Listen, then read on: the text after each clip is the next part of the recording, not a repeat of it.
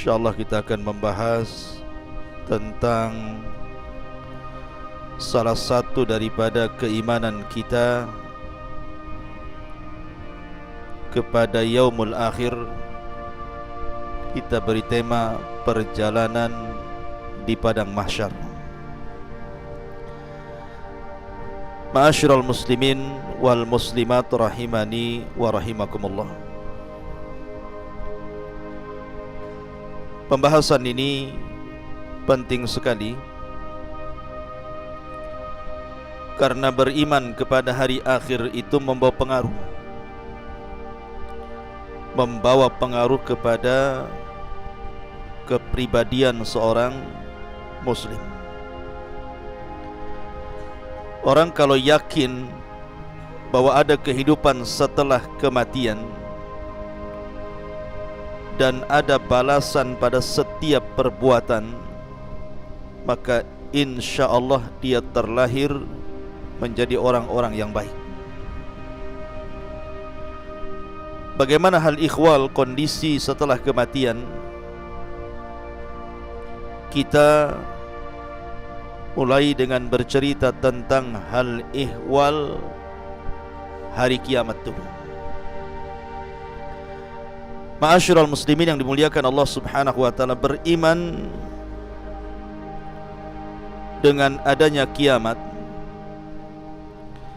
itu mencakup 5 rukun yang disebut dengan arkan yaumil qiyamah. Yang pertama, beriman dengan adanya kematian, bahwa setiap manusia itu pasti mati. Yang kaya mati, yang miskin mati, pejabat mati, rakyat pun mati. Kita lihat raja-raja yang dulu congkak-congkak pun mati. Maka kematian itu sebuah kepastian, dan kematian itu kiamat yang pasti terjadi. Rasul yang mengatakan idza mata ahadukum qamat qiyamatuhu. Kalau meninggal salah seorang di antara kalian berarti tegak kiamat kepadanya. Ini yang pertama. Yang kedua, alam barzah, bahwa setiap manusia akan mengalami alam barzah.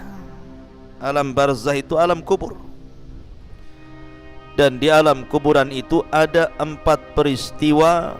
Pertama, himpitan kuburan. Yang kedua, fitnah kuburan. Yang ketiga, azab kubur. Ataupun yang keempat, nikmat kubur. Itu 4 peristiwa yang akan berlaku dalam kuburan. Kemudian yang ketiga, al-hasyru atau al-ba'tsu wal hasyru, kebangkitan, kemudian manusia akan berkumpul di padang mahsyar. Semua manusia sejak zaman Adam sampai yang terakhir mati akan dibangkitkan, kemudian dikumpulkan di padang mahsyar. Kemudian yang keempat, adanya hisab. Semua manusia pasti dihisab,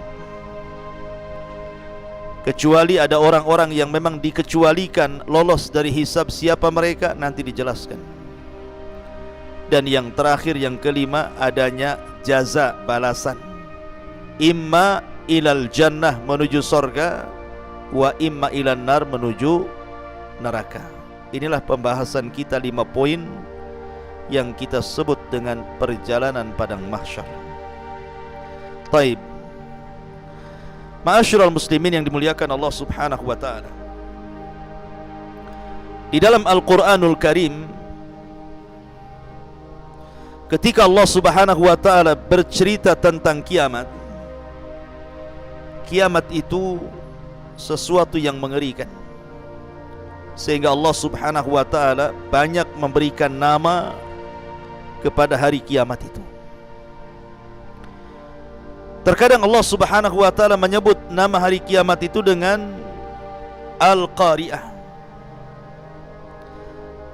Al-qariyah itu artinya suara yang bisa menghancurkan gendang telinga.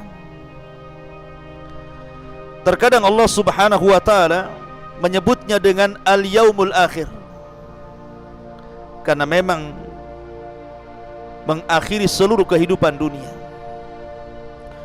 Terkadang Allah Subhanahu wa taala menyebutnya dengan yaumul ba'thi, hari kebangkitan, karena pada sangkakala yang kedua manusia dibangkitkan. Terkadang Allah Subhanahu wa taala menyebutnya yaumul khuruj, karena manusia akan keluar dari kubur-kubur mereka. Terkadang Allah Subhanahu wa taala menyebutnya yaumuddin, hari pembalasan, maliki yaumiddin, karena memang setelah kematian ada balasan. Terkadang Allah Subhanahu wa taala menyebutnya as-sakhah. Sakhah itu artinya teriakan yang sangat keras sekali, yang bisa memecahkan gendang-gendang telinga dan menakutkan jiwa. Terkadang Allah menyebutnya dengan kalimat at-tammatul kubra. At-tammatul kubra. Terkadang menyebutnya dengan al-ghashiyah, makanya ada surat namanya al-ghashiyah. Terkadang disebut yaumul hisab, al-waqi'ah, kemudian yaumul wa'id, yaumul jam'i, al-haqqah, yaumut talaq, yaumut tanad, dan banyak lagi istilah-istilah, nama-nama yang semakna, yang menunjukkan bahwa nama-nama itu menunjukkan adanya kiamat. Dan orang Arab ketika memberi satu peristiwa dengan banyak nama menunjukkan peristiwa itu maha dahsyat. Taib. Kapan terjadi kiamat? Terjadinya kiamat itu kalau seluruh tanda-tanda kiamat Allah munculkan. Di sana ada tanda-tanda kiamat kecil, ada tanda-tanda kiamat besar. Kalau tanda-tanda kiamat kecil itu kadang muncul, kadang tenggelam. Tetapi kiamat besar kalau sekali muncul tidak mungkin dihentikan. Akan terus seperti itu, ganti ini, hilang ini, ganti itu, hilang itu, ganti yang lain. Pamannya turunnya khurujud dajjal, munculnya dajjal. Dajjal belum mati, Isa sudah turun. Kemudian Isa membunuh dajjal. Isa belum meninggal, keluar Ya'juj dan Ma'juj. Kemudian Ya'juj dan Ma'juj dibinasakan oleh Allah Subhanahu wa taala. Kemudian ketika Isa bin Maryam meninggal dunia, muncul dukhan, asap tebal di langit. Setelah dukhan, matahari terbit dari arah barat. 3 hari matahari terbit dari arah barat, tiba-tiba kemudian muncul lagi dabatun minal ar, binatang bumi yang melata yang bisa bicara. Kemudian setelah itu muncul gempa dari arah timur, dari arah barat, dari jazirah Arab, sampai kepada api yang keluar dari Adan menggiring manusia menuju Syam. Disitulah kiamat dibangkitkan. Dan kiamat dibangkitkan itu dimulai dengan suara Israfil meniup trompetnya, sangkakalanya. Ada yang mengatakan bahwa Israfil meniup sangkakala itu 3 kali. Tiupan kejutan yang pertama, tiupan kematian yang kedua, dan tiupan kebangkitan yang ketiga. Tapi pendapat yang kuat wallahu alam bahwa tiupan itu cuma 2 kali. Tiupan pertama tiupan kejutan dan kematian, tiupan kedua tiupan kebangkitan. Lah ketika Israfil meniupkan trompet itu, maka yang pertama kali meninggal adalah orang yang sedang memperbaiki tempat minum unta. Tiba-tiba pingsan kemudian mati. Kemudian disusul orang-orang yang di jalan-jalan, di pasar-pasar, di rumah-rumah. Kemudian disusul dengan bangsa jin, bahkan para malaikat. Semua akan diwafatkan Allah Subhanahu wa ta'ala pada tiupan yang pertama. Lah setelah tiupan yang pertama ada namanya tiupan yang kedua, nafkhatus tsaniyah. Berapa jaraknya antara tiupan pertama ke yang kedua? Hadis Abu Hurairah radhiyallahu an. mengatakan bahwa jarak tiupan pertama ke kedua itu 40. Tanpa menyebutkan 40 harikah, 40 bulankah, 40 tahunkah, wallahu a'lam. Tapi dari tiupan pertama ke tiupan kedua itulah terjadi kehancuran alam semesta, di mana Allah Subhanahu wa taala menggempakan bumi idza zulzilatil ardu zilzalaha. Apabila bumi Allah gempakan, di tengah-tengah dua tiupan itu Allah Subhanahu wa taala meluapkan air lautan ke daratan. Wa idzal biharu sujjirat.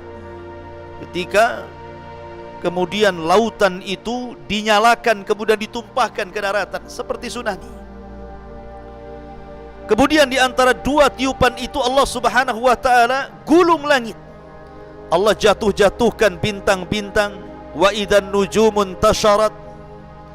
Kemudian Allah Subhanahu wa taala hancurkan gunung, bukit, lembah, sehingga alam semesta betul-betul hancur sehancur-hancurnya. Ketika itu tidak ada manusia, tidak ada jin, tidak ada malaikat. Di sini Allah Subhanahu wa taala berfirman, "Limanil mulkul yaum." Limanil mulkul yaum. Kalian tahu kekuasaan ini milik siapa?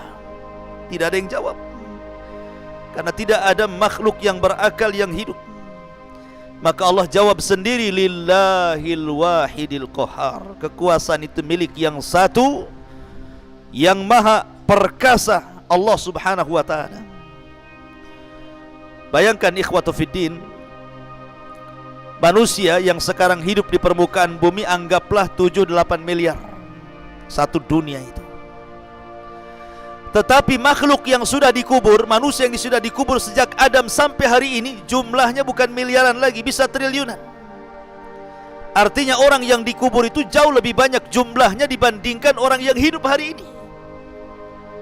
Saat tiupan yang pertama, yang akan merasakan hanyalah orang-orang kafir. Orang yang beriman tidak akan merasakan tiupan yang pertama. Karena sebelum Allah Subhanahu wa taala merintahkan Israfil untuk meniup moncong itu, moncong sangkakala itu, maka orang-orang yang beriman walaupun punya iman hanya sebiji zarah, diwafatkan dengan dikirim angin yang sangat dingin menyentuh ketiak-ketiak orang-orang ini, kemudian Allah wafatkan. Sehingga tidak ada yang hidup kecuali orang yang paling buruk dari orang-orang kafir. Disitulah Rasul mengatakan, la taqumus sa'ah illa ala syiraril khalqi. Tidak mungkin tegak hari kiamat kecuali ditimpakan kepada manusia yang paling buruk dari orang-orang kafir. Artinya tiupan pertama tidak mungkin dirasakan orang yang beriman, karena orang yang beriman sudah meninggal semua. Tetapi tiupan yang kedua, baru akan dirasakan semua orang. Mau mukminnya, mau kafirnya, mau munafiknya, semua akan merasakan. Mulai orang hidup di zaman Nabi Adam sampai yang terakhir mati, semua akan merasakan tiupan yang kedua. Karena tiupan yang kedua itu disebut tiupan kebangkitan. Karena manusia akan dibangkitkan, akan keluar dari kubur-kubur mereka. Ustadz, bagaimana orang yang dikubur itu kan sudah dagingnya pun tidak ada, terkadang tulang belulangnya sudah hancur, apalagi sudah berabad-abad yang silam. Bagaimana Allah Subhanahu wa taala membangkitkan mereka? Dari mana Allah bangkitkan mereka? Allah bangkitkan mereka dari tulang ekor. Setiap manusia itu punya tulang ekor. Tulang ekor tidak akan dihancurkan. Dari situ Allah bangkitkan manusia, dari tulang ekornya itu. Dan Allah lebih mudah membangkitkan kedua kalinya dibandingkan pertama kali menciptakan. Dan ini Allah Subhanahu wa taala sebutkan di dalam Al-Qur'an, wa alqat ma fiha wa takhallat. Dan kami keluarkan beban-beban isi perut bumi, dilempar ke permukaan. Maksudnya jasad-jasad manusia yang sudah mati ratusan tahun bahkan ribuan tahun itu semua dilempar ke permukaan. Wa akhrajatil ardu athqalaha. Dan kami keluarkan beban-beban berat bumi, dilempar ke permukaan. Maksudnya manusia yang sudah meninggal.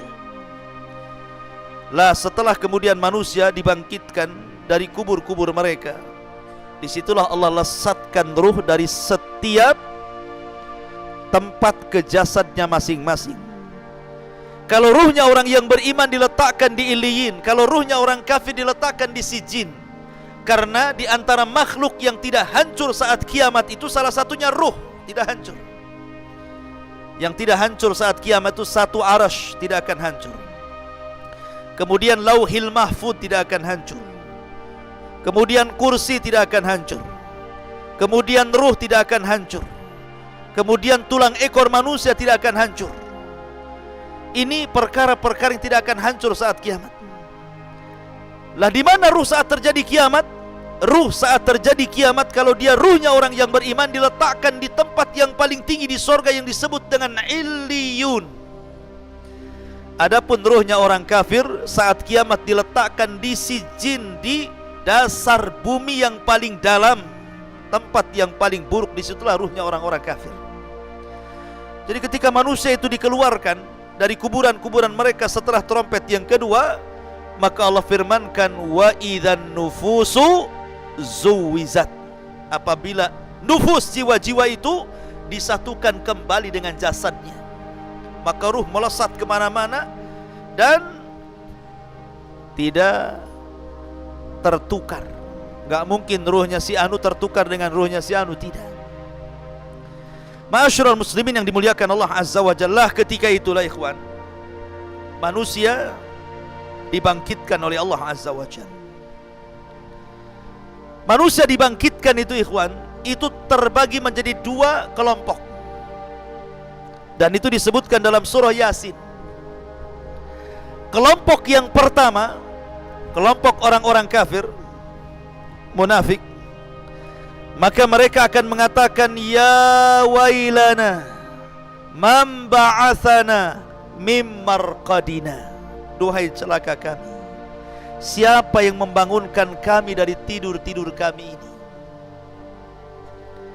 Kelompok yang kedua yang merasa senang ketika dibangkitkan, mereka mengatakan, hadza ma wa'adar rahman wa sadaqal mursalun. Inilah janji Allah Subhanahu wa taala kepada kita dan benarlah ucapan para rasul itu. Maka di sini manusia akan menjadi dua kelompok. Adapun orang-orang yang beriman, maka mereka difirmankan Allah Subhanahu wa taala, walladzina amanu wattaba'athum dzurriyyatuhum biimanin alhaqna bihim dzurriyyatuhum. Dan orang-orang yang beriman kemudian diikuti keimanannya dengan keluarganya, maka mereka akan dikumpulkan di situ. Mereka tenang. Tetapi ada orang-orang yang mereka tidak beriman, apa yang terjadi? Yauma yafirrul mar'u min akhi wa ummihi wa abi wa sahibatihi wa bani likulli imri'in yauma idzin sya'nun yughni. Ada orang yang lari dari saudaranya, dari kawannya, lari anak dari orang tuanya, lari seseorang dari pasangan dan juga anak-anaknya, lari ke sana kemari, tidak ada tujuan. Karena ketika itu fala ansaba bainahum, tidak ada lagi nasab di antara mereka. Jadi orang itu sibuk sendiri-sendiri. Mereka lari ke barat, ke timur, ke utara, ke selatan, bingung mereka mau kemana. Karena ketika itu Allah Subhanahu wa taala menjadikan bumi yang antum pijak hari ini, yang isinya banyak gedungnya, banyak rumahnya, banyak hutannya, banyak bukitnya, banyak lembahnya, banyak gunungnya, Allah Subhanahu wa taala nanti akan robah bumi yang kita pijak dengan bumi yang baru, yauma tubaddalul ardu ghairal ardi. Pada hari di mana bumi akan diganti dengan bumi yang baru. Maksudnya bumi yang baru itu, sekarang bentuk bumi itu membulat seperti telur bulat. Maka bumi yang bulat ini akan Allah hancurkan. Kemudian akan Allah buat rata. Buat rata ya. Sehingga tidak ada yang meninggi, tidak ada yang merendah, tidak ada gunung, tidak ada bukit, tidak ada lembah, semua rata. Dan warnanya putih seperti tepung, karena tidak ada orang bermaksiat di situ. Itulah yang disebut dengan padang mahsyar. Disitulah manusia dibangkitkan. Dan ketika di dunia manusia itu ada hubungan dengan bumi. Antum saya ini ada hubungan dengan bumi yang disebut dengan gravitasi bumi. Makanya orang kalau keluar angkasa bisa terbang. Kenapa? Karena sudah tidak ada gravitasi lagi. Tapi di akhirat sudah tidak ada lagi gravitasi, karena hubungan manusia dengan bumi selesai. Bumi sudah dihancurkan dan diganti dengan bumi yang baru. Sehingga kondisi manusia Allah kondisikan seperti dua binatang. Pertama laron, antum tahu laron? Yang kedua al-jarad. Jarad itu artinya belalang. Laron itu berbeda dengan belalang. Kalau ada listrik nyala seperti ini, kemudian musim hujan, biasanya orang yang tinggal di pesawahan nanti datang laron terbang itu. Kemana? Menuju cahaya. Lihat cara terbang laron itu. Laron kalau terbang gak ada aturannya. Dia tabrak kawannya, dia senggol kawannya, akhirnya putus sayapnya, besoknya udah berserak-serak di bawah. Kenapa? Karena tidak ada aturan laron terbang itu. Beda dengan belalang. Kalau belalang ini bersama koloninya, bersama kawanannya, kalau terbang itu dia berbaris tepat ke satu titik. Rapih dia ketika terbang itu rame-rame. Kalau laron amburadul terbangnya. Kenapa Allah Subhanahu wa ta'ala contohkan dengan dua binatang? Dan dua-duanya bisa terbang. Karena di akhirat bukan seperti di bumi, antum berjalan di bumi. Di akhirat itu terbang ke sana kemari ya. Terbang sana, terbang sini, nggak jelas. Lah ketika Allah mengistilahkan dengan laron, itu Allah sebutkan dalam surah Al-Qari'ah. Yauma yakunun nasu kal farashil mabthus. Pada hari itu manusia seperti laron yang berhamburan. Karena ketika awal dibangkitkan, orang-orang kafir ini bingung karena tidak ada ma'lam, bumi tidak ada alamat lagi. Kalau sekarang antum ke jalan itu masih adalah petunjuk jalan, Nagoya, Jodo, mana Temiang gitu. Ya kan? Nampak tuh tanda-tandanya. Ya kan? Jelas itu ada alamatnya, RT-nya, RW-nya, lurahnya, kecamatannya gitu, semua ditulis. Tetapi di akhirat itu, di padang mahsyar, tidak ada ma'lam, tidak ada alamat, tidak ada penunjuk jalan. Karena sudah tidak ada gedung, tidak ada rumah, tidak ada gunung, tidak ada hutan, semua rata, tanah rata. Mau kemana? Sudah tidak tahu lagi di mana kapling dia tuh. Jabal Uhud pun tak tahu di mana lagi ya, karena sudah rata semuanya ya. Tidak ada ma'lam, tidak ada alamat. Makanya mereka bingung mau harus pergi kemana. Akhirnya mereka yang dari timur ke selatan, yang dari selatan ke utara, yang dari utara ke barat, pokoknya seperti orang linglung. Lah itulah yang kemudian Allah sebut kal ihnil manfush, seperti laron yang berterbangan berhamburan, tidak jelas harus kemana, bingung. Dan mereka dibangkitkan khufatan uratan ghurlan buhman. Pertama tidak beralas kaki, kembali tidak dikhitan, telanjang bulat, dan tidak ada bawa harta di badan. Betul-betul miskin semuanya. Nahnu fuqara ilallah, kita ini miskin di hadapan Allah Azza wa Jalla. Baru setelah kemudian manusia kesana kemari nggak jelas gitu ya, baru ada panggilan disebutkan dalam surah Toha.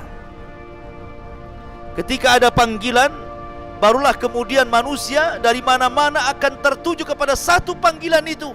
Disitulah Allah Subhanahu wa ta'ala kemudian ibaratkan dengan kal jaradil muntashir. Maka mereka seperti belalang, karena belalang aturannya jelas terbangnya menuju satu titik ya. Maka akhirnya kemudian manusia berkumpul di satu tempat, lah disitulah disebut padang mahsyar. Manusia akan berdiri di situ.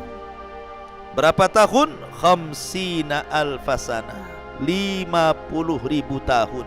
Yauma yakumun nasu li rabbil alamin. Manusia akan berdiri menghadap Rabb alamin.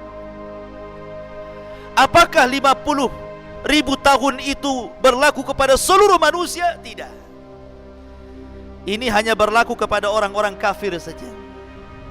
Karena orang-orang yang beriman, ada yang keluar dari kubur dibangkitkan direct masuk surga. Tidak ada hisab, tidak ada adab. Seperti Rasulullah SAW menggambarkan 70.000 orang yang masuk surga tanpa hisab dan adab. Mereka orang yang tidak minta ruqyah, tidak minta dikai besi panas yang disulut gitu ya. Kemudian mereka tidak tatoyur dan mereka senantiasa bertawakal kepada Allah Azza wa Jalla. Ini langsung direct masuk surga, tidak ada hisab, tidak ada azab. Ataupun para syuhada yadkhulunal jannah bighairi hisab, masuk ke dalam surga tanpa hisab. Ada orang-orang itu yang direct masuk surga, enggak ada hisab, enggak ada azab, sehingga mereka tidak harus kemudian tinggal di padang mahsyar bertahun-tahun lamanya. Tapi ada juga yang dihisab dengan hisab yang sulit, ya agak lama. Ada juga hisab yang mudah, ya agak cepat. Pokoknya tergantung amalannya di bumi. Karena kehidupan akhirat itu yang menentukan kebahagiaan ketika sekarang ini kita hidup di bumi. Faman ya'mal mithqala dzarratin khairan yara wa man ya'mal mithqala dzarratin syarran yara. Ma'asyiral muslimin wal muslimat rahimani wa rahimakumullah. Lah ketika manusia berkumpul di padang mahsyar, apa yang terjadi? Allah Subhanahu wa taala akan datang menemui mereka. Wa jaa rabbuka wal malaku saffan saffa. Maka Rabbmu akan datang sementara malaikat berbaris-baris bersaf-saf itu. Lah ketika itu Allah Subhanahu wa taala memanggil makhluk yang disebut dengan Jahannam. Waji'a bi Jahannam yauma idzin yatadzakkarul insan anna lahu dzikra. Didatangkan neraka Jahannam. Jahannam ini memiliki 70.000 tali kekang, dan setiap satu tali kekang dipegang oleh 70.000 malaikat. Anda bisa bayangkan, Jahannam ini ditarik memiliki 70.000 tali untuk nariknya itu. Sementara setiap tali itu ditarik oleh 70.000 malaikat. Besar sekali Jahannam itu. Kemudian ditampakkan di hadapan manusia. Ketika kemudian ditampakkan di hadapan manusia, disinilah manusia terbagi menjadi 3 kelompok. Kelompok yang pertama disebut kelompok al-muqarrabun. Kelompok muqarrabun, orang-orang yang dekat dengan Allah Subhanahu wa taala. Maka mereka langsung diangkat oleh Allah Azza wa Jalla, dijauhkan dari Jahannam, kemudian diletakkan di bawah arsy Allah Subhanahu wa taala. Kemudian kelompok yang kedua yang disebut ashabul yamin diangkat juga, dijauhkan dari Jahannam sehingga Jahannam berawal di bawahnya. Tetapi ada kelompok yang disebut dengan zalimul nafsi. Mereka akan tetap berada di situ, dikitari dan dikelilingi oleh neraka Jahannam, naudzubillah. Mereka itulah yang akan merasakan hisab Allah Subhanahu wa taala. Lah ketika Jahannam itu sudah dibentang di hadapan manusia, disitulah Allah akan letakkan satu jembatan menuju sorga yang disebut dengan as-sirat. Makanya ulama akidah ketika memberikan makna sirat itu jisrun mamdudun fauqa jahannam, sebuah jembatan yang diletakkan di tengah-tengah Jahannam. Jadi kalau orang jatuh dari titian itu langsung nyemplung ke Jahannam, 70 tahun baru sampai ke dasarnya. Ma'asyiral muslimin yang dimuliakan Allah Azza wa Jalla, ketika itulah manusia akan ditanya 4 perkara. Nabi SAW bersabda, la tazulu qadama abdin hatta yus'al an arbah, an umrihi fima afna, wa an shababihi fima ablah, wa an ilmihi fima amila fi, wa an malihi min aina iktasabahu wa fima anfaqahu. Sebelum kaki anak Adam bergeser untuk naik ke titian itu, maka belum lagi diangkat kakinya, ditanya 4 perkara. Pertama, umur, kemana kau habiskan? Kedua, masa muda, kemana kau lampiaskan? Ketiga, ilmu, sudahkah kau amalkan? Keempat, harta, dari mana kau dapat, kemana kau belanjakan? Semua akan ditanya. Ma'asyiral muslimin yang dimuliakan Allah Azza wa Jalla, di sinilah ada proses hisab yang cukup melelahkan, cukup panjang. Di antaranya manusia akan diterbangkan catatan-catatan amalnya. Ada catatan umum, setiap para nabi punya catatan dengan kaumnya. Dan ada catatan masing-masing, semana kita ini punya catatan, sampai ada namanya hadis bitaqah. Orang membawa di hadapan Allah 99 catatan. Kata Allah, bentangkan catatanmu. Dibentangkan baru 1, rupanya kesalahannya catatannya sejauh mata memandang. Antum tahu kalau antum masuk ke sebuah minimarket, kemudian antum belanja semua satu minimarket itu, kemudian keluar struknya, kertasnya itu, belanjanya 1, 2, 3, sejauh mata memandang. Nah, itulah amal buruknya. Ini detik ini, jam ini, hari ini saya berbuat ini. Ini detik ini, jam ini, tahun ini. Semua sampai sejauh mata memandang semua kesalahannya. Sehingga Allah mengatakan, periksa. Adakah malaikat saya salah tulis? Dia mengatakan tidak ya Rabb, semua ini betul. Kenapa? Karena nanti di akhirat itu salah satu keunggulannya, manusia akan dikembalikan hafalannya. Kalau di bumi ini, kadang-kadang apa yang antum perbuat 1 bulan, 1 tahun yang lalu sudah lupa kalau antum pernah gampar orang itu. Kalau antum pernah ngutang orang, ngambil barang orang, udah lupa. Tapi di akhirat nanti semua diingatkan. Nggak akan ada yang tersisa dari sebuah maksiat kecuali ditampakkan. Ya. Begitulah hisab.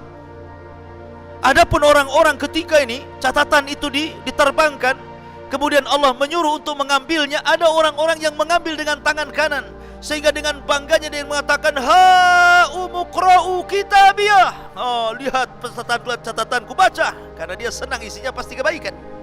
Ha umuqra'u kitabiyah. Tapi ada orang yang mengambil dengan tangan kirinya, maunya dilempar saja karena tahu dia isinya, catatannya semua keburukan. Ada yang mengambil dengan tangan kiri sebelah punggung, susah diambil. Karena orang itu terbagi 3. Pertama, mukmin mengambil dengan tangan kanan, kafir dengan tangan kiri, munafik dengan tangan kiri di sebelah punggungnya. Begitulah manusia.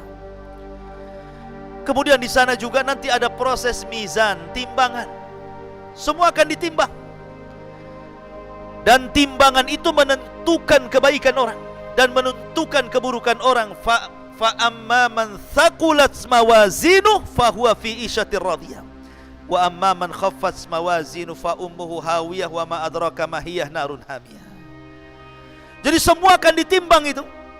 Baik badannya, baik catatannya, baik amalannya, semua akan ditimbang.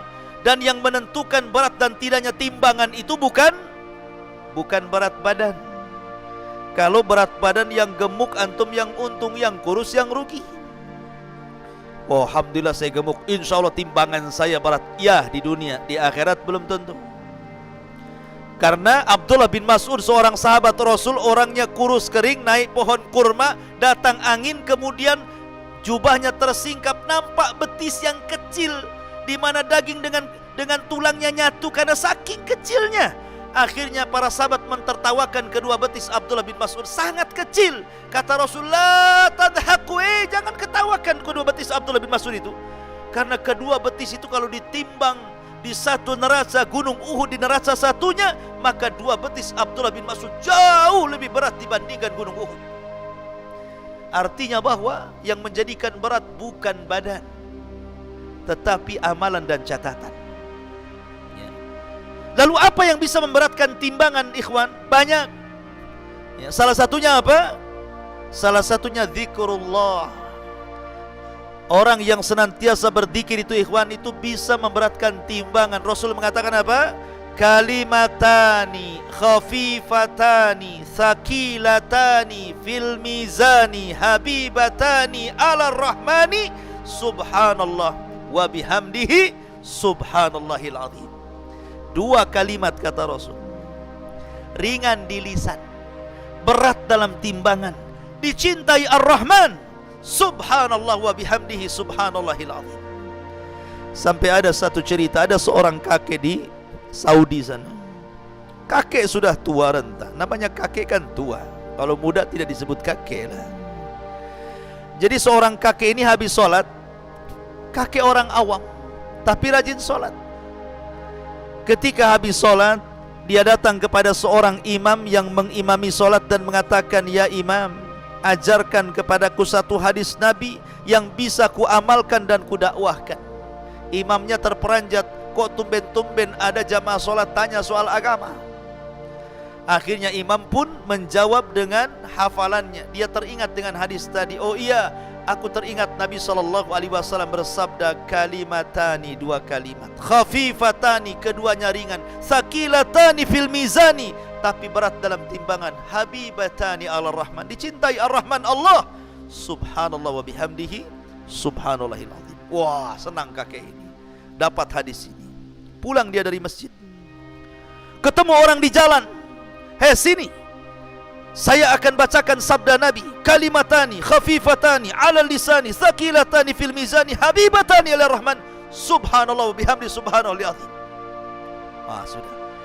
Ketemu orang lagi, dibacakan lagi. Ketemu orang lagi, dibacakan lagi. Sampai di rumah dikumpulkan keluarganya, dengarkan keluargaku, Rasul bersabda, disebutkan hadis tadi. Pokoknya masuk pasar disebutkan hadis ini. Setiap ketemu orang disebutkan. Tidak ada satu orang yang ditemui kecuali dibacakan hadis ini. Sampai akhirnya kemudian dia pun sakit, kemudian koma 5 hari. Ketika koma ini, ketika di hari kelima dia siuman, yang pertama kali dipanggil bukan keluarganya. Aina dokter? Di mana dokter? Kenapa? Karena hanya dia yang belum dibacakan hadis ini. Ketika siuman, aina dokter? Di mana dokter? Katanya. Keluarganya senang, panggil dokter. Dokter, kakek saya siuman. Dokternya datang, dipegang tangannya. Ya dokter, Nabi bersabda, kalimatani khafifatani ala lisani thaqilatani fil mizani habibatani ala rahmani subhanallah wa bihamdihi subhanallahil azim. Ketika dia mengucapkan subhanallah wa bihamdihi subhanallahil azim sambil memegang tangan dokter, hilang nyawanya, meninggal dunia di atas kalimat subhanallah wa bihamdihi subhanallahil azim. Berat timbangan. Maka zikir kepada Allah pemberat timbangan. Yang kedua, husnul khuluq. Ma min syai'in athqal fil mizan min husnil khuluq. Tidak ada sesuatu yang bisa memberatkan timbangan melebihi baiknya akhlak. Dan akhlak itu tercermin dari anggota badan. Nih, kalau antum dikatakan berakhlak, maka 3 anggota badan ini menunjukkan akhlak antum. 1 dari leher ke atas disebut kepala. Kepala ada mata, kepala ada telinga, kepala ada hidung, kepala ada lisan, kepala ada otak. Kalau semuanya baik, berakhlak antum kepalanya ya. Matanya memandang, tidak pernah melotot, dan dia pandang dengan pandangan yang halal. Kemudian bibirnya tersenyum, setelah memandang tersenyum, maka senyumnya menjadikan sedekah. Tabassumuka li akhika sadaqah. Senyum kamu kepada saudaramu sedekah, maka jangan bakhil senyum. Sulaiman saja melihat ada rombongan semut, kemudian ketuanya rombongan semut mengatakan kepada semut, ya ayyuhan namla udkhulu masakinakum la yakhtimannakum Sulaiman wa junuduhu wa hum la yash'urun. Kata ketua semut, hei semut-semut anak buahku, cepat masuk rumah-rumah kalian. Sulaiman tentaranya sudah akan datang. Kalau mereka menginjak, kalian akan mati. Dan mereka tidak sadar sedang menginjak kalian. Ucapan kepala semut didengar Sulaiman, fatabassama dhahika min qauliha. Maka Sulaiman pun tersenyum, kemudian tertawa karena ucapan semut. Dia pandang semut, dia senyum ke semut ya. Tapi jangan antum senyum ke semut. Ada semut senyum apa ini mencontohkan Nabi Sulaiman katanya. Maksudnya begini, jangan mudah atau jangan susah untuk melempar senyum. Karena biasanya kalau orang jarang senyum, sekali senyum dipertanyakan, ngapain kok senyum orang itu? Ada apa kok tiba-tiba senyum? Gila ya katanya. Karena jarang senyum, sekali senyum dipertanyakan senyumnya tuh ya. Jadi senyum itu bagian daripada akhlak. Habis memandang tidak melotot, habis tersenyum manis senyumnya, baru mengeluarkan untayan kata-kata yang indah, yang mutiara, yang santun.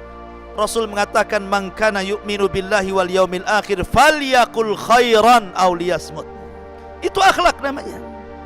Tidak memandang kecuali yang baik, tidak mencium kecuali yang halal, tidak berpikiran otaknya yang negatif, semua positif, tidak suudon sama orang. Berarti kepala kita berakhlak. Kemudian tangan mudah membantu, ada saudaranya bantu, ada saudaranya diangkat, memberi. Itulah tangan, akhlaknya tangan. Dan juga badan. Badan ini dari leher ke bawah, kalau antum ngobrol, jangan pula dia ngadap kita, kita pula ngadap tembok. Itu tidak berakhlak badan kita ya. Jadi itu akhlak. Akhlak itu pemberat timbangan. Kemudian yang ketiga, di antara pemberat timbangan orang yang mengantarkan jenazah. Siapa yang mengantarkan jenazah sampai menyolatkan, maka dia dapat 1 qirat. Siapa yang sampai menguburkan di pekuburan, maka dia dapat 2 qirat. Apa qirat itu Rasul? Qirat itu artinya gunung Uhud. Jadi orang yang menyolatkan mayat dapat pahala seberat gunung Uhud. Kalau sampai menguburkan dapat 2 gunung Uhud, gitu maksudnya. Gunung Uhud itu besar, terbentang di Madinah. Intinya bahwa ada pemberat timbangan amal saleh dan ada peringan timbangan amal saleh. Maka yang berat timbangan kebaikannya, ringan timbangan keburukannya, direct masuk surga. Maka orang yang berat timbangan keburukannya, ringan timbangan kebaikannya, direct masuk neraka. Ada yang 50-50 itu, 50% kebaikannya, 50% keburukannya. Maka ini disebut Ashabul A'raf. Makanya ada namanya Suratul A'raf, orang yang 50-50. Mereka orang yang terakhir dihisab, tetapi ujung-ujungnya masuk surga karena syafaat. Ma'asyiral muslimin, para santri, ikhwan dan akhwat yang dimuliakan Allah Subhanahu wa taala. Kembali ke padang mahsyar. Ini proses hisab namanya. Jadi manusia itu, ikhwan, coba perhatikan, jangan ribut. Perhatikan dulu. Jangan ngadap sana, sini ngadap sini. Itu siapa itu? Ngadap sini. Antum ustadznya di mana? Jadi kondisi padang mahsyar itu, manusia akan dibangkitkan di padang mahsyar. Padang mahsyar ini, ikhwan, adalah padang yang sangat luas. Ketika manusia berdiri di padang mahsyar, apa yang terjadi? Matahari dan bulan itu yang disatukan oleh Allah akan diletakkan di atas kepala. Makanya saat kiamat yang tidak jatuh itu cuma matahari dan bulan. Semua bintang dan planet berjatuhan dan bertubrukan, dihancurkan, kecuali matahari dan bulan. Karena Allah mengatakan wajumi asyamsu wal qamar. Maka Allah akan kumpulkan matahari dan bulan jadi satu. Tidak dihancurkan. Karena akan dibawa kepada padang mahsyar dan akan diletakkan 1 mil di atas kepala. Disitulah keringat bercucuran. Saking banyaknya keringat, ada yang tenggelam 1 betis, ada yang tenggelam 1 pusar, ada yang tenggelam 1 dada, ada yang hampir tenggelam dengan kepala-kepalanya. Saking panasnya keringat terus bercucuran. Dan kondisi mereka tidak bisa duduk, tidak bisa baring. Mereka hanya bisa berdiri saja, tidak ada makanan, tidak ada minuman. Ketika itulah mereka bingung harus apa yang mereka lakukan. Sehingga mereka kemudian bertanya kepada orang-orang berakal di antara mereka. Setiap kaumnya, setiap zamannya, setiap masanya, berkumpullah orang-orang yang berakal itu. Kemudian mereka mengatakan, kenapa kita tidak datang kepada Nuh alaihi salatu wassalam? Cobalah kita minta syafaat. Rupanya mereka datang ke Nuh dan mengatakan, Nuh, awalnya kepada Nabi Adam dulu. Cobalah kita datang kepada Nabi Adam. Dia kan bapak kita, boleh jadi dia bisa menolong kita. Akhirnya datang dulu pertama kali ke Nabi Adam, mengatakan, ya Adam, engkau bapak kami. Allah ciptakan dengan kedua tangannya, Allah tiupkan rohnya langsung kepadamu. Malaikat sujud semua kepadamu. Tolonglah, lihat kami. Kami ini sudah kepanasan, lelah, letih. Minta kepada Allah agar engkau perantara syafaat bagi kami. Tapi Adam mengatakan, tidak bisa, aku pernah berbuat salah. Gara-gara makan buah larangan aku diusir dari sorga. Kau pergi kalian ke Nuh sana. Boleh jadi Nuh bisa menolong kalian. Nafsi, kata Adam, urus diri kalian, urus diri kalian. Datanglah ke Nuh. Nuh, kamu ini Rasul yang pertama.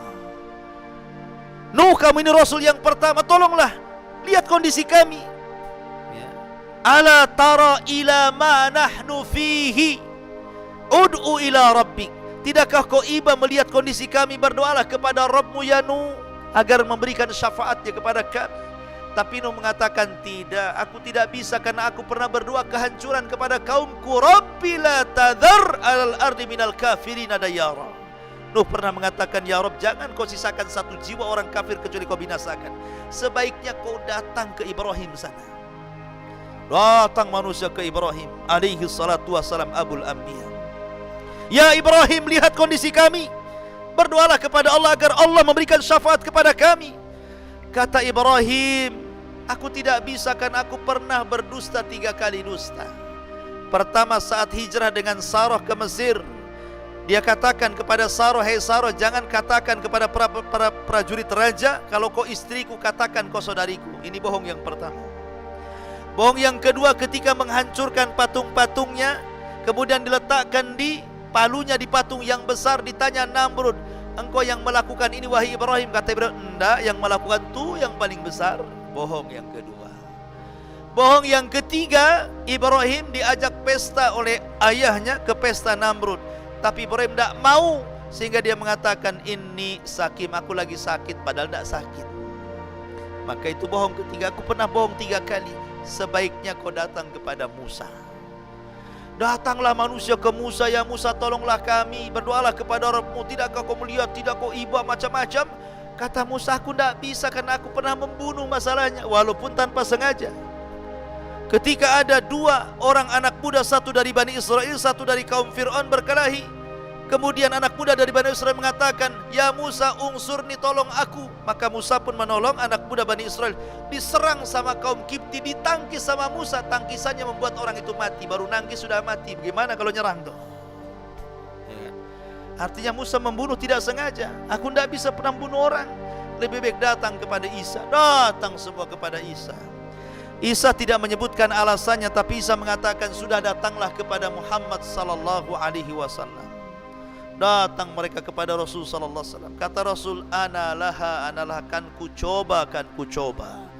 Maka Rasul akhirnya mencoba menghadap Allah, sujud di bawah arsy, lama sujudnya.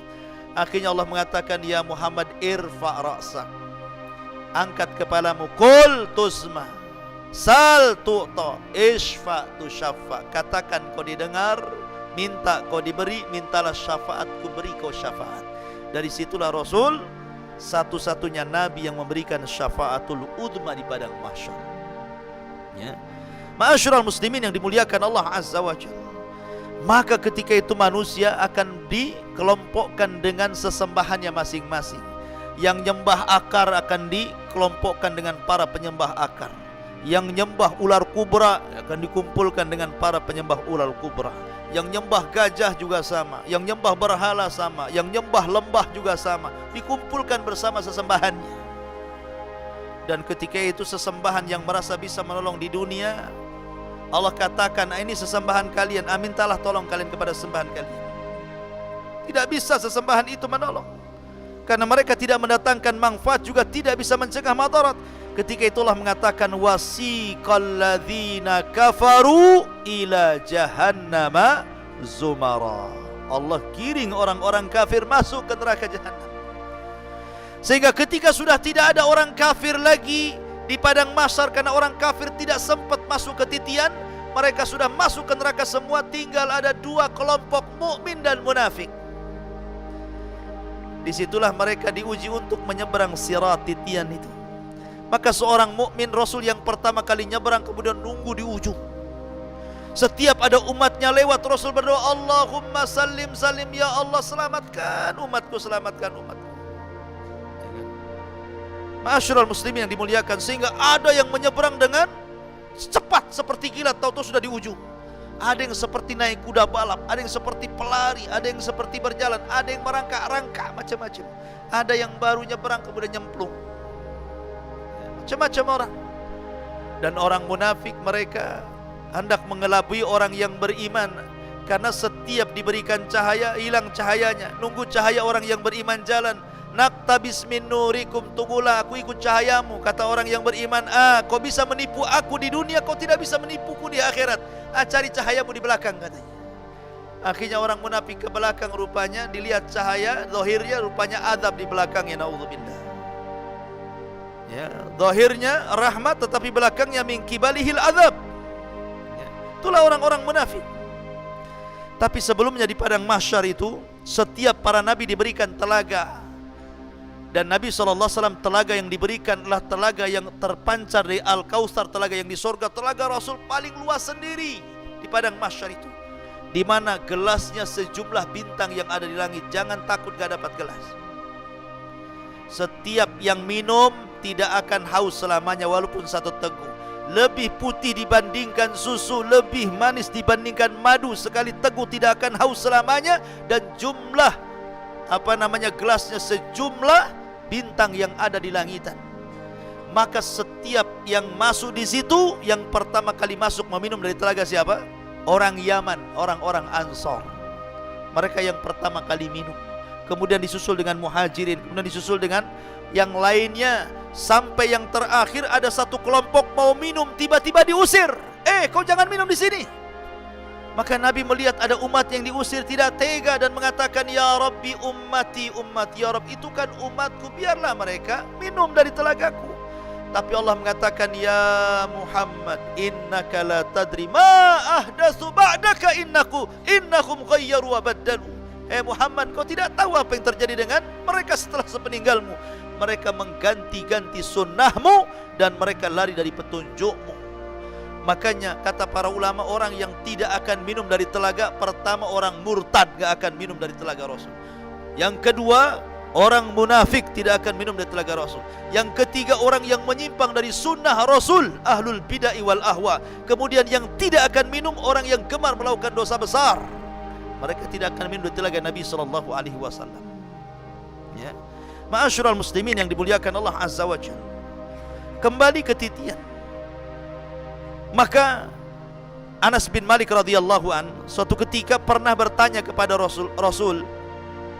Kata Anas bin Malik, Rasul, aku ingin mendapatkan syafaat pada hari kiamat. Dan Anas bin Malik itu 10 tahun menjadi pembantu Rasul sampai Rasul meninggal.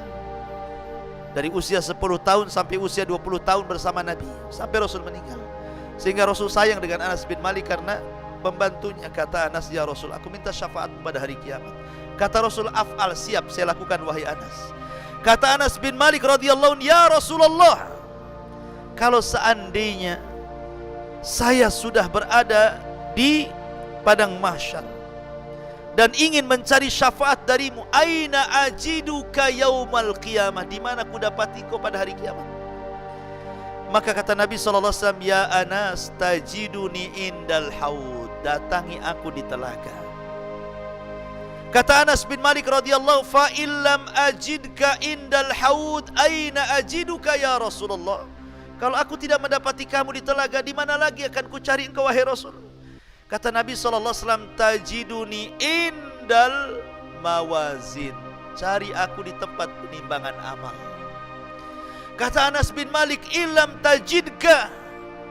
ajidka fil mawazin, fa aina ajiduka yaumal qiyamah?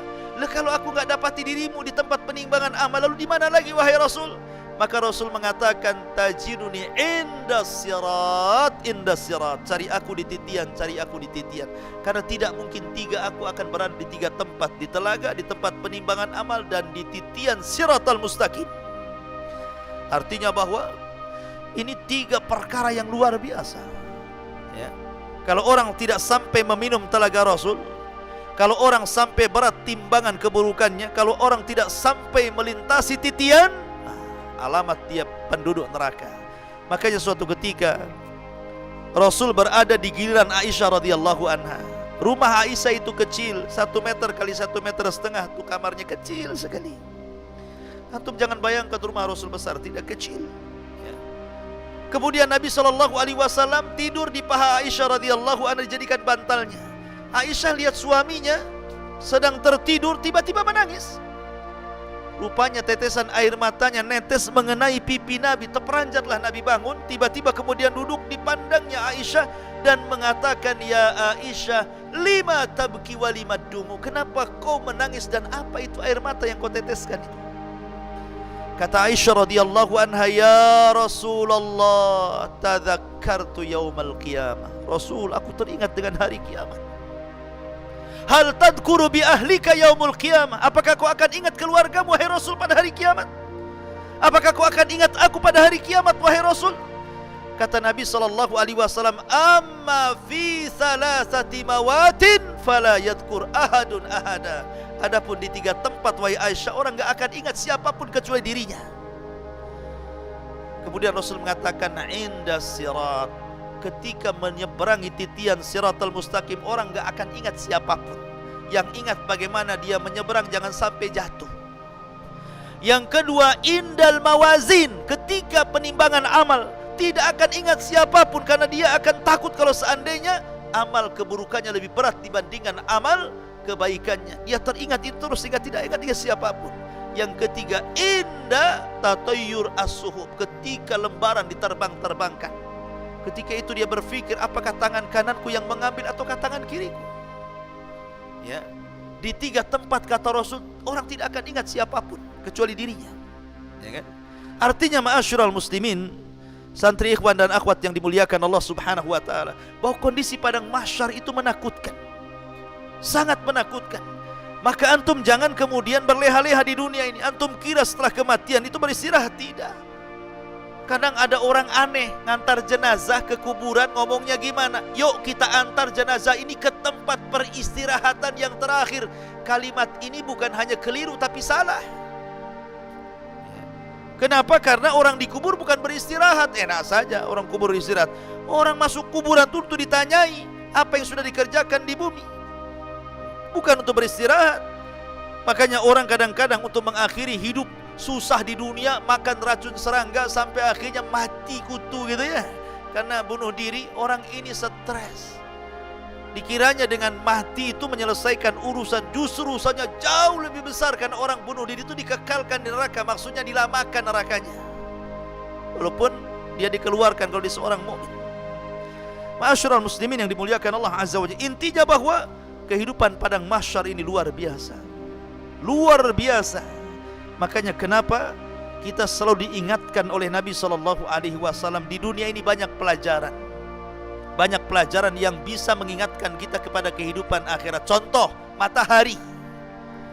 Di siang hari ketika kita matahari kemudian terik panas kepada kita, ini sebenarnya kita diingatkan bahwa nanti di akhirat jauh lebih panas. Ya. Kalau sekarang ini matahari ini jauh dari bumi, tetapi Allah letakkan di porosnya. Sebab matahari ini kalau jauh dari porosnya, ini poros matahari, ini bumi umpamanya ya.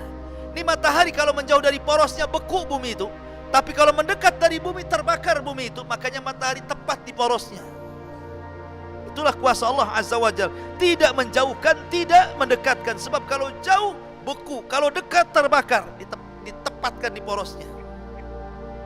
Ya. Banyak. Kalau kita melihat api, kalau orang berpikirnya api itu dijadikan tadzkirah kan gitu. Allah mengatakan dalam Al-Quran itu, afara'aitumun naral lati turun a antum ansha'tum syajarataha am nahnu munsyi'un nahnu ja'alnaha tadzkiratan, kata Allah kan. Tidakkah kau lihat api yang menyala kalau ada kebakaran? Ya. Tidakkah kau perhatikan api-api yang menyala itu? Apakah kami yang menghidupkan atau kalian? Itu semua kami jadikan peringatan bagi kalian. Maksudnya bahwa akan ada api yang jauh lebih besar daripada api dunia gitu maksudnya.